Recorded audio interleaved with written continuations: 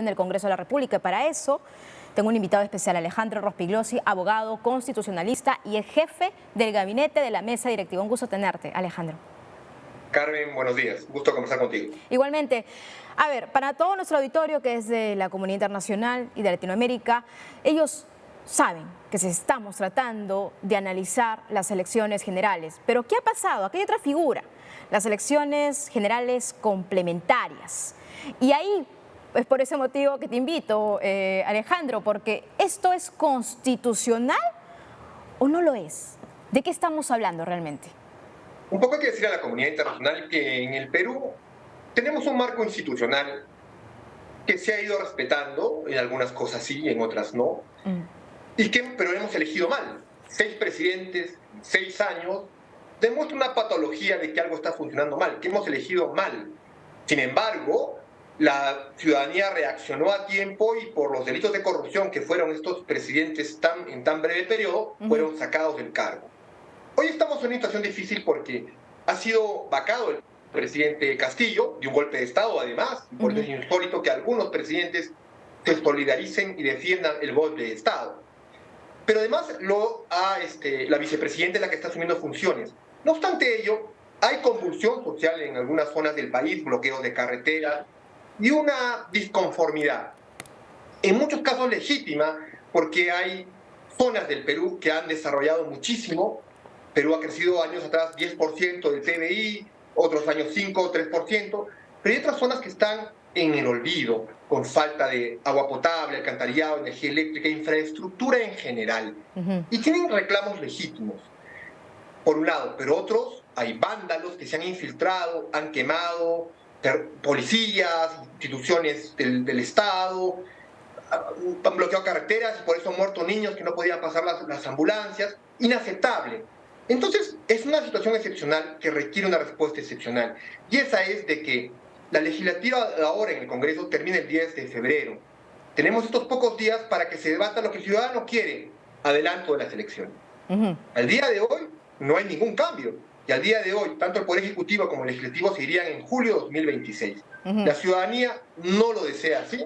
Entonces, la propuesta es que se recorte su mandato a el octubre de 2023 o abril 2024. Entonces, Alejandro, tú estás en la misma línea de esto, de situaciones excepcionales, pues medidas excepcionales, como otros también abogados constitucionalistas, porque otros han dicho que no, que esta figura de las elecciones complementarias debe darse, por ejemplo, cuando se niega por segunda vez la cuestión de confianza, cuando va el gabinete, ¿no? Y dicen, bueno, no le damos esta cuestión de confianza al gabinete y se disuelve el Congreso de la República y es ahí donde entran estas elecciones complementarias. Pero si tú sigues en la misma línea y ahora lo que se va a debatir, el dictamen no propuesto por otro congresista que incluye la Asamblea Constituyente y también que incluye que esto sea 120 días, ¿cuál es tu perspectiva? Porque ya dejemos el pasado, pero hoy, nos enfocamos en hoy. ¿Qué va a pasar?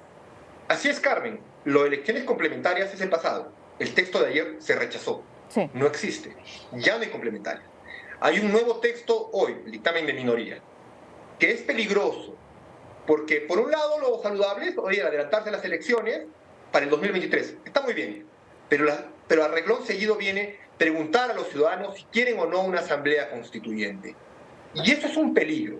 Primero es inconstitucional porque en el Perú no se permite consultar a los ciudadanos, eso es un plebiscito y no está permitido en el Perú.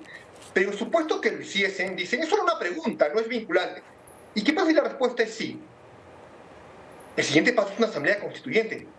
Vamos por partes. La Constitución, que es la norma más importante en todo país, ¿puede ser mejorada con el transcurso del tiempo? Claro que sí. En Estados Unidos tiene una sola Constitución, con varias enmiendas a lo largo de los años. Sí, pero una sola. En el Perú cada vez que hay una convulsión quieren un borrón y cuenta nueva y una nueva Constitución. El futuro Congreso que se elija, sea en el 2023, 2024, tendrá facultades de poder constituyente y poder constituido y podrá mejorar la Constitución actual o hacer una reforma total de la misma. Pero que sea el futuro Congreso. ¿Por qué tenemos que crear un cuerpo paralelo como Asamblea Constituyente en el cual quieran debatir un nuevo texto? Miren los vecinos de Chile. Hace 4 años, igual, presionaron al gobierno del señor Sebastián Piñera, se logró modificar la Constitución, se logró una Asamblea Constituyente, la Convención Constituyente, con parlamentarios, con un texto absolutamente surrealista y kafkiano, que ha sido rechazado por la población chilena. Hoy van por una segunda asamblea constituyente con nuevos integrantes para que produzcan un segundo texto. Y así están en zozobra. Y es que no hay que venderle fuegos artificiales a la población. Las constituciones no son un juego. Y hacer preguntas al pueblo por hacer, hay que ser muy responsables para ello. Agaye Latorre, un gran líder latinoamericano, decía, el pueblo es el soberano. Sus televidentes son los soberanos. Claro está, pero hay que educar al soberano. Muy peligroso. Vamos a ver, David. Muy peligroso. Tú conoces mucho la realidad europea, Carmen. David Cameron, años atrás, cuando postuló con su bancada al Parlamento británico, dijo, si es que gano, voy a convocar un referéndum para preguntar si quieren salirse o no de la Unión Europea, el Brexit. Él jamás imaginó las consecuencias de ello. Se hizo la pregunta y ganó el sí. Y se han salido del Brexit. Y hoy los británicos, como podemos ver en los medios de comunicación, están arrepentidos de tomar una decisión así. Entonces, Alejandro, nos quedamos... No hay que jugar con las preguntas a los ciudadanos. Correcto.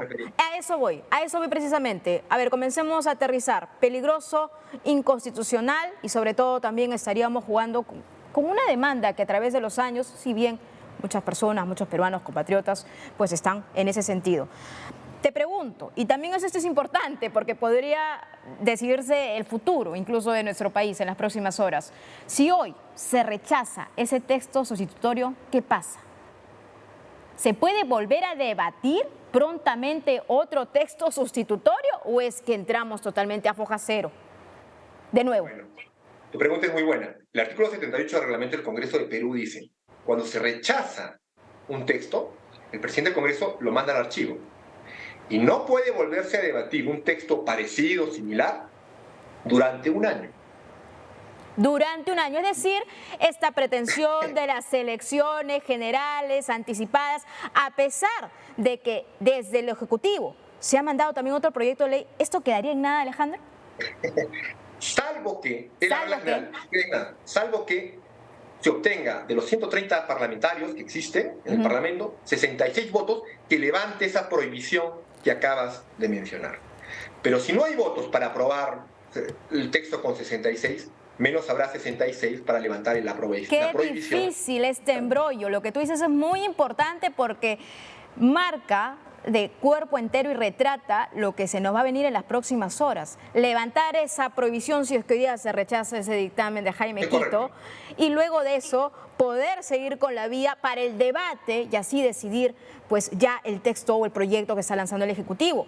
Eso nos va a tomar días, largas horas de debate. Vamos a estar en esta zozobra, Alejandro, y definitivamente esto es muy importante porque si no conocemos nuestra Constitución y también cómo funciona el procedimiento legal y jurídico, pues no estamos entendiendo absolutamente nada.